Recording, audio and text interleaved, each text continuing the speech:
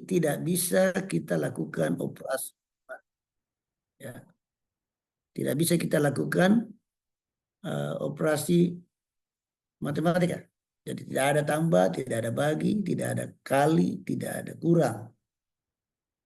Contohnya jenis kelamin, jenis pekerjaan.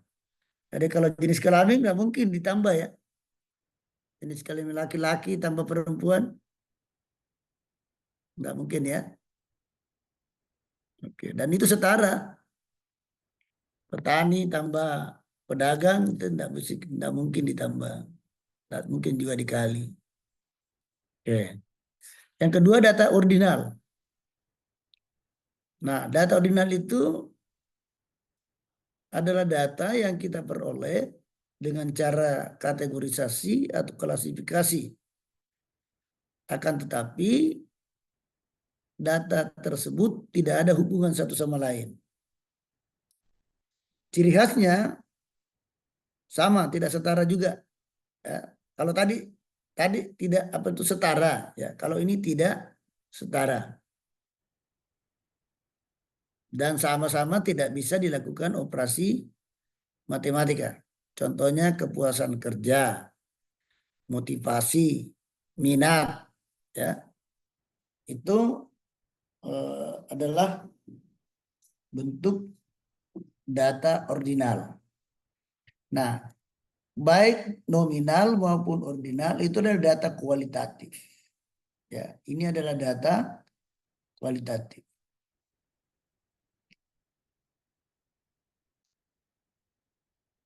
Halo, masih didengar? Iya, Prof. Iya, kedengaran, Prof. Ya. Oke, yang ketiga data interval. Data interval adalah data yang kita peroleh dengan cara pengukuran, di mana jarak antara dua titik skala sudah diketahui. Jadi di sini ciri khasnya tidak ada kategorisasi. Dan kita bisa lakukan operasi matematika. Misalnya suhu yang diukur pada 0 derajat Celcius atau derajat Fahrenheit. Ya, sistem kalender. Ya, itu adalah disebut data interval. Tapi kan bisa diukur. Oke. Yang keempat adalah data rasio. Apa itu data rasio? Data yang kita peroleh dengan cara pengukuran, di mana jarak antara dua titik skala sudah diketahui dan mempunyai titik nol absolut. Tidak ada kategorisasi ciri khasnya dan juga bisa dilakukan operasi matematika. Misalnya gaji, skor ujian, jumlah buku, jumlah kursi. Nah, Bapak Ibu, data interval dan data rasio ini adalah data kuantitatif. Ya, jadi data nominal dan ordinal adalah kualitatif, data internal dan data rasio adalah data kuantitatif. Ya. Jadi jelas bedanya ya nominal dengan ordinal. Apa tadi bedanya data nominal dengan ordinal? Sama-sama tidak bisa dioperasi matematikakan. Tetapi kalau data nominal itu setara. Ordinal itu tidak setara. Nah, kemudian kuantitatif itu dibagi dua juga. Data interval dengan data rasio. Di mana perbedaannya? Kalau interval itu diukur ya dengan mengetahui jarak titik awal. Sedangkan rasio itu mulai dari nol. Nol ya, nol absolut. Oke, coba kita latihan. Kalau tinggi bangunan hotel itu mencapai 50 meter, Data apa ini? Yang jelas ini kuantitatif. Tapi apakah dia data eh, interval atau rasio?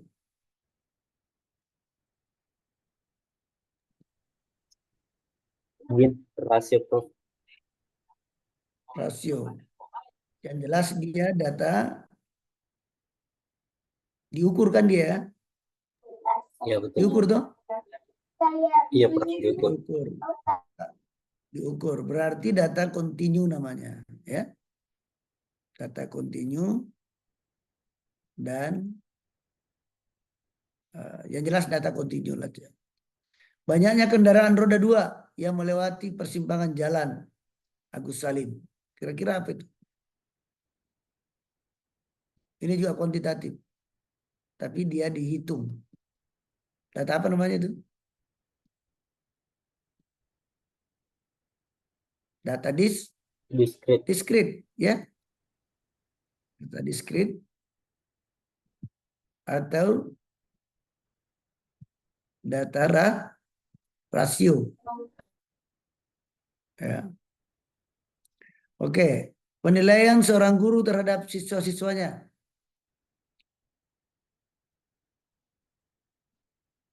Nah, ini kualitatif nih. Dia nominal atau ordinal? Ordinal. Ordinal. Karena tidak setara kan? Ya. Kecepatan kendaraan tiap jam. Ini diukur ya. Berarti dia data kontinu. Ya. Kontinu. Banyaknya halaman buku yang sudah dibaca Taryono hari ini. Itu dihitung ya? Dihitung, Prof. Ya, berarti diskrit. Atau data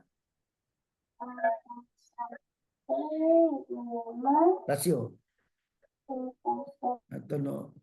Mutu barang yang diproduksi PT Nisan. Kualitatif ini. Apa nominal atau ordinal?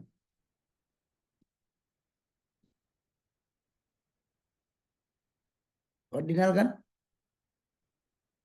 Ya.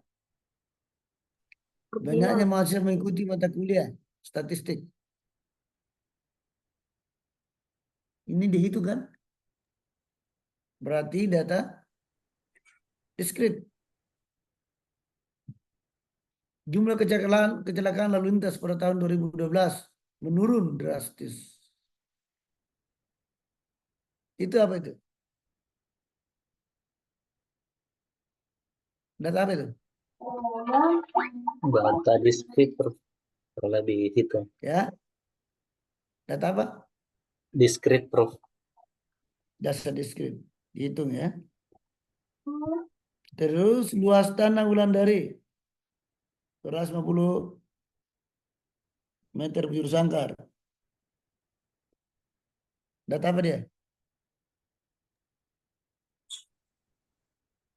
Diukur ya. Data Data kontinu, Prof. kontinu ya. Data kontinu. Tingkat IQ mahasiswa. Ini juga diukur. Tetapi memiliki skala enggak?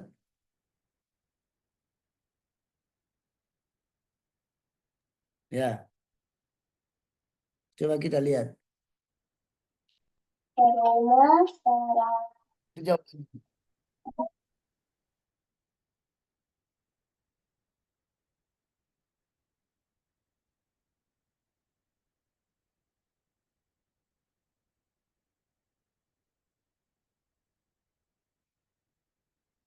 Warna favorit seseorang itu nominal atau ordinal? Nominal kan? Setara tak? Warna apa? Adakah yang warna yang lebih tinggi daripada warna yang lain? Setara ya? Sama semua warna ya? Betul? Ya, betul, Prof. Betul ya? Oke. Udah paham ini ya? Udah bisa dipahami ini? Bisa, Prof. Bisa dipahami, Bu? Bapak Ibu? Oke? Kalau sudah kita pindah. Sudah? Iya, Prof. Oke. Sekarang kita lanjut pada penyajian data. Apa tujuan penyajian data? Yang pertama, memberi gambaran yang sistematis tentang peristiwa yang merupakan hasil penelitian atau observasi. Yang kedua, data lebih cepat ditangkap dan lebih cepat dimengerti kalau kita sajikan dengan baik. Yang ketiga, memudahkan dalam membuat analisis data. Kemudian yang terakhir, membuat proses pengambilan keputusan dan kesimpulan lebih cepat, lebih tepat, dan lebih akurat. Tepat, cepat, dan akurat. Itu tujuannya kita melakukan penyajian data yang benar. Nah, cara penyajian data itu ada dalam bentuk tabel, ada dalam bentuk gambar atau grafik.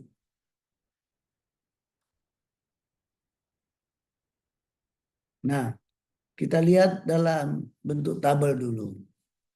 Tabel itu ada dua macam. Ada tabel satu arah, ada tabel majemuk, ya, atau arah majemuk. Kalau satu arah seperti ini. Jadi hanya membicarakan satu hal, ya. Jadi memuat keterangan satu hal atau satu karakteristik saja. Misalnya ini hanya menyangkut varietas kedelai. Di mana varietas kedelai ada 5 macam. Apa yang bisa kita simpulkan dari data ini?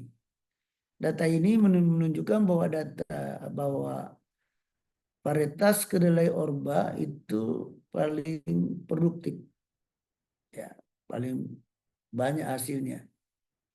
Dan yang paling jelek, yang paling kurang hasilnya adalah varietas kedelai Willis. Jadi dari tabel kita langsung bisa membuat suatu gambaran tentang keadaan. Kemudian yang tabel arah menjemuk, ya. Kita terangkan di sini aja 2 arah dan 3 arah.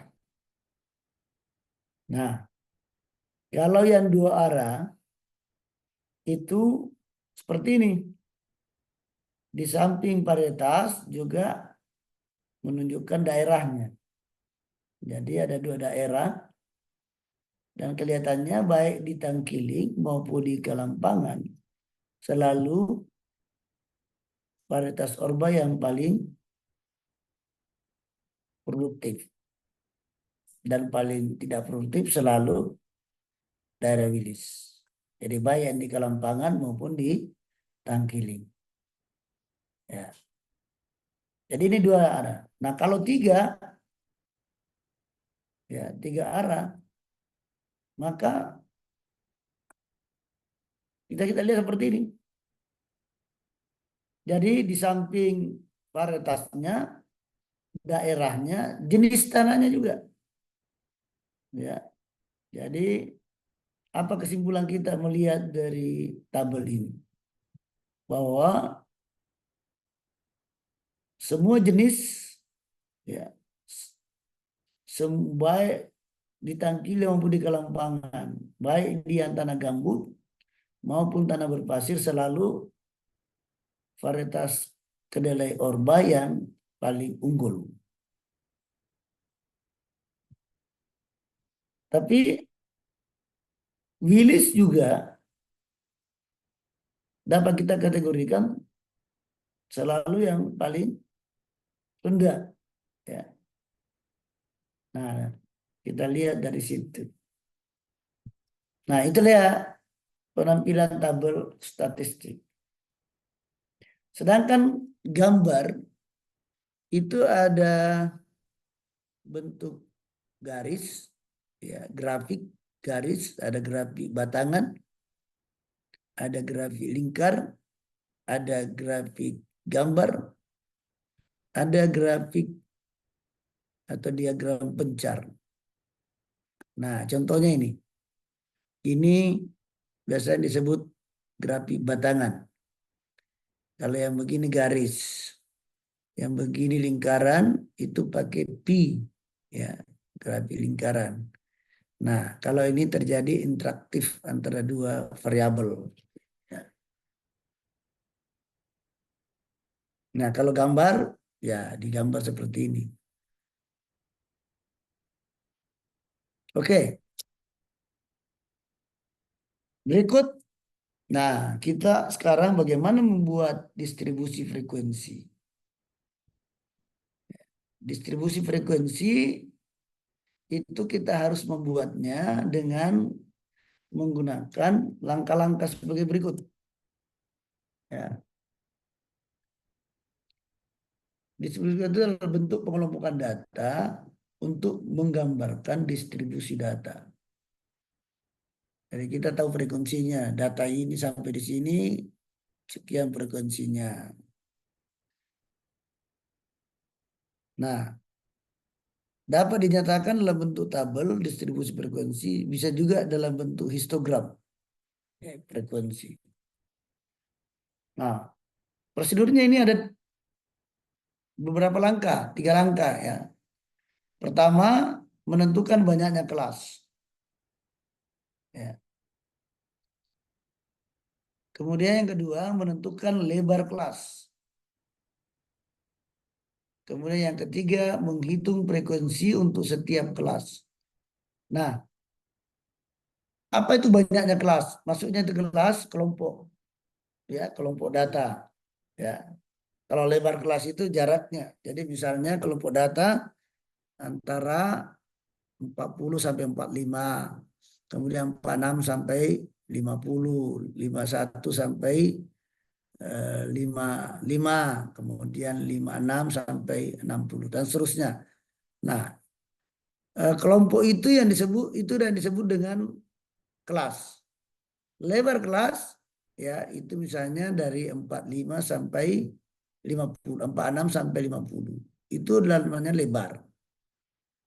Nah, kalau sudah tahu banyaknya kelas, sudah tahu lebarnya kelas, maka kita tinggal menghitung berapa yang masuk di dalam setiap kelas itu dengan cara menghitung frekuensinya. Jadi contohnya ini, misalnya kelompok 1 atau kelas 1, frekuensinya F1, kelompok kedua F2, kelompok 3 F3, kelompok ke I FI, kelompok ke K sama dengan FK. Jadi dapat kita hitung F1 tambah F2 tambah F3 tambah FI tambah FK. Nah, ini rumusnya. N sama dengan jumlah frekuensi dari I sama dengan 1 sampai K. Itu cara membacanya ini. Saya ulangi. N sama dengan, N itu adalah jumlah data.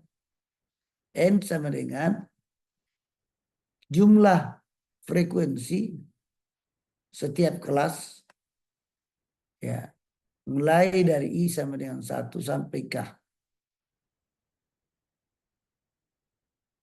Oke. Nah, jadi saya bilang tadi F1 tambah F2 tambah F3 tambah F sampai tambah FK. Oke. Nah, kalau ada begini, misalnya kita mau lihat berapa mahasiswanya S1, 62. Berapa mahasiswanya S2, 19. S3 berapa? 9. Jadi jumlah keseluruhan di perguruan tinggi itu mahasiswanya adalah 90. Ya. Nah, contoh ya bagaimana menyusun tabel distribusi frekuensi. Misalnya ini. Kalau kita lihat ini pertama dulu hitung rentangnya. Rentang itu dari terbesar dikurangi terkecil. Di usia ini yang terbesar apa? 35 kan? Ya, yang terkecil 20, 20. Nah, jadi rentangnya berapa? 35 kurang 20. 15. Berapa itu? 15. Jadi kita mendapatkan 15. Kemudian kita hitung banyaknya kelas. Nah, kita gunakan aturan Stargers. K sama dengan 1 tambah 3,3 kali log N. Caranya ini cari log N dulu. Ya, cari log N dulu baru dikali 3,3. Setelah dikali baru kita tambah 1. Nah, setelah tahu banyaknya kelas, maka selanjutnya kita tentukan panjang kelas. Cara menentukan panjang kelas itu rentang tadi yang dihitung tadi itu dibagi dengan banyaknya kelas. Jadi sebelum kita selesaikan tadi itu, maka bilangan bulat itu apa desimal harus kita kalau untuk tabel frekuensi ini distribusi frekuensi ini kita apa namanya bulatkan bisa ke bawah bisa ke atas. Ya. Jadi pertama kita tentukan nilai ujung bawah kelas interval pertama. Jadi kita mengambil nilai data terkecil. Berapa tadi? 20 ya? 20, Prof. Iya. 20. Selanjutnya masukkan semua data ke dalam interval kelas. Ya. Jadi misalnya ini kita kembali ke contoh tadi. Ya. Rentangnya tadi 15. Menentukan banyaknya kelas itu 1 tambah 3,3 log N. N-nya di 85. 85 dari mana? Dari sini nih. Jumlahnya ini. Oh, Ya. 5 tambah 6 tambah 13 tambah dan seterusnya. Jadi biasanya kan kalau kita tidak perlu mencari frekuensinya itu. Kenapa? Karena kita sudah tahu kita punya jumlah sampel. Ya pasti tahu jumlah sampel kita. Nah, bisa latihan. Coba tindis loh 85 dulu. Silakan tindis loh 85 ditekan ya, loh 85 di WA-nya atau di laptopnya. Ada itu. Kalau saya tidak salah 1,8 lebih.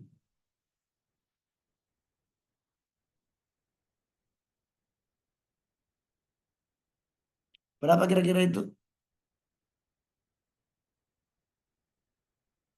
1, loh 85 sudah dapat?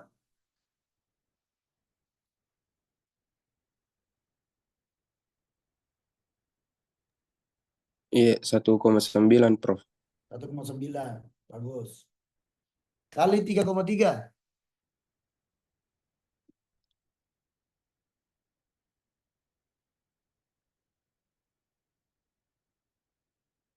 Berapa? 6, berapa itu? 6,3. 6,3. 6,36. 6,36. Ya, itu kita bisa bukan hanya barangkali 6,37 ya. 6,37. Tambah 1. ditambah 1. Itu 7,37. Nah, ini bisa kita bulatkan 7 atau 8. Kemudian menentukan panjang kelas. Caranya itu rentang dibagi banyaknya kelas. Taruhlah kita ambil 8. Berarti 15 bagi 8 itu 1,85. Nah, bisa kita ambil 1 atau 2. Kita ambil 2 saja. Ya. Ya, kita ambil 8. Jadi banyaknya kelas 8. Panjang kelas 2. Jadi kalau kita susun, kalau 2 berarti 20 sampai 22 ya. Begitu. Kalau 2 jaraknya.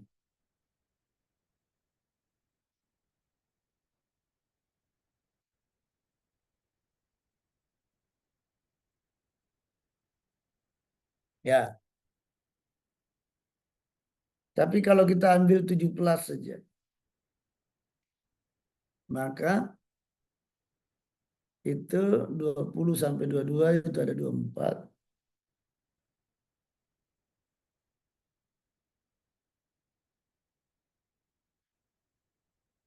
Kemudian 23 sampai 25 ada 18. Dari sini juga datanya diambil. Jadi 20 sampai 22 ini 6 tambah 5 tambah 13. Kemudian 23 sampai 25 itu 4 tambah 14. 18 kan dan seterusnya. Ya. Saya kira itu tuh cara pembuatan tabel distribusi frekuensi. Ada pertanyaan?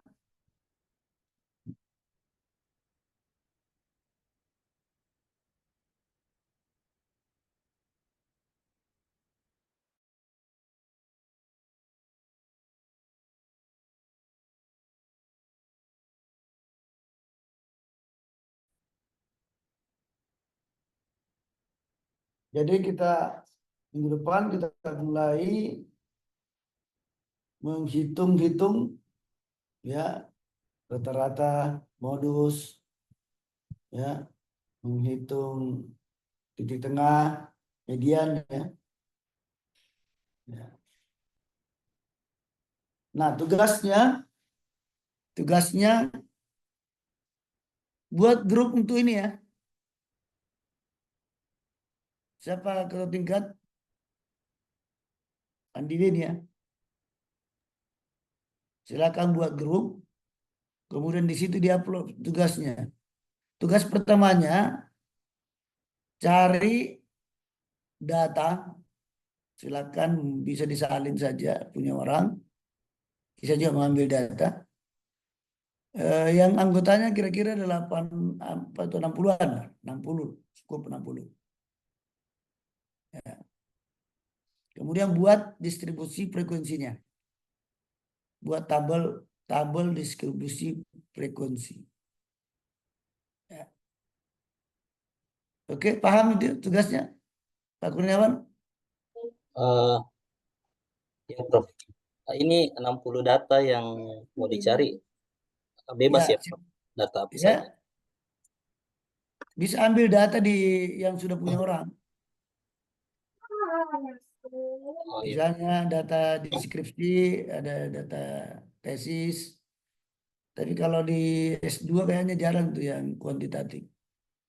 S1 yang banyak kuantitatif. Silakan lihat di perpustakaan bisa.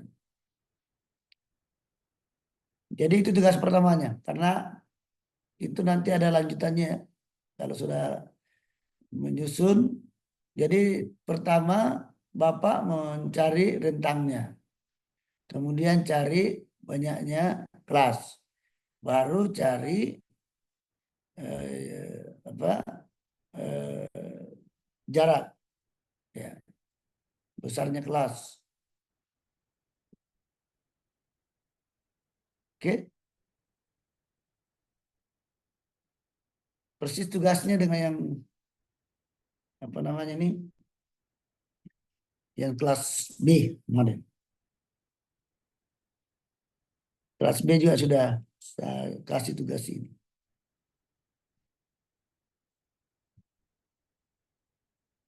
Oke, Bapak Ibu.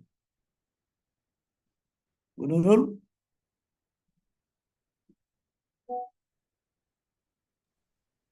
Untuk ini tugasnya Prof, tugas kelompok tidak. atau Sendiri-sendiri saja. tugas. Sendiri-sendiri, kan tidak banyak orang. Sendiri-sendiri saja.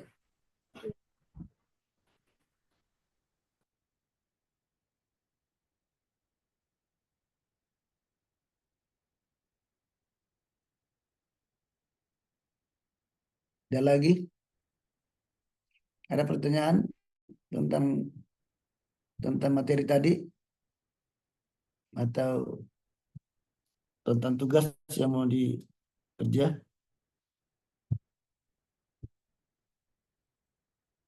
Jelas Prof. Jelas ya. Yang lain, Pak Faisal, sudah jelas? Salah, Prof. Pak Kurniawan juga sudah jelas. Pak Andi Risma Winardi, Nur, oke ya. Jelas ya? Prof. Oke, Pak Akbar. Jelas Pak Akbar? Iya, Prof. Jelas ya? Iya, Prof. Bu Wina? Jelas Prof. Oke, Pak Haji?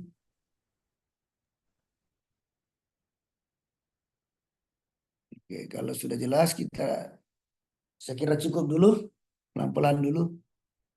Ya, nanti minggu depan kita mulai menghitung-hitung ya. Iya, Rata-rata. Prof.